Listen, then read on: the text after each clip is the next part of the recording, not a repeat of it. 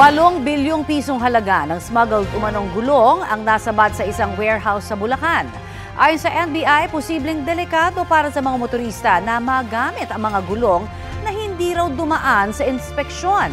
Balitang hatid ni John Consulta. Armado ng search warrant, pinasok ng mga tauhan ng NBI Central Luzon Regional Office 3 ang warehouse na ito sa Marilao, Bulacan. Diyan lang kayo ha? Diyan lang.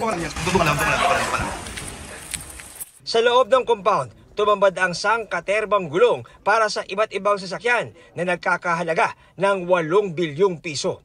Ang lahat daw ng ito, smuggled at palihim na binibenta sa iba't ibang probinsya sa Pilipinas. Nabisto raw ng NBI Region 3 ang illegal na operasyon nang may magreklamong isang kliyente. May markings naman yun. Talagang sigurado tayo galing from China, imported to lahat.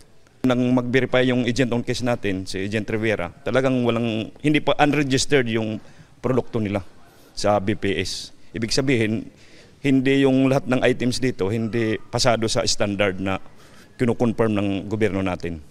Libo-libong gulong, mags, rim at mole ng iba't ibang sasakyan ang tumambad sa raiding team ng NBI Central Luzon Regional Office 3 nang pasukin ang warehouse ito dito sa Marilao, Bulacan. Ayon sa NBI, 10 taon na raw nag-ooperate ng walang permit ang kumpanya at wala ring ICC o Import Commodity Clearance na lubha raw delikado para sa mga motoristang gagamit ng mga ito. Napakadelikado nito kaya nakita nyo marami tayong aksidente na sumasabog ang gulong.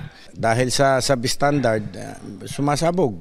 Nakaka-create ng disgrasya sa ating mamamayan. Paalala ng NBI sa ating mga motorista.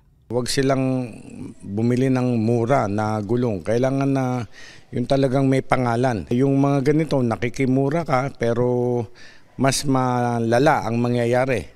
Mas malaking gastos pagka ikaw ay nasabugan ng gulong. Kakasuhan ng paglabag sa RA 7394 o Consumer Act ang may-ari habang sasamsamin ang lahat ng kontrabandong nasa loob ng warehouse. John Consulta, nagbabalita para sa GMA Integrated News.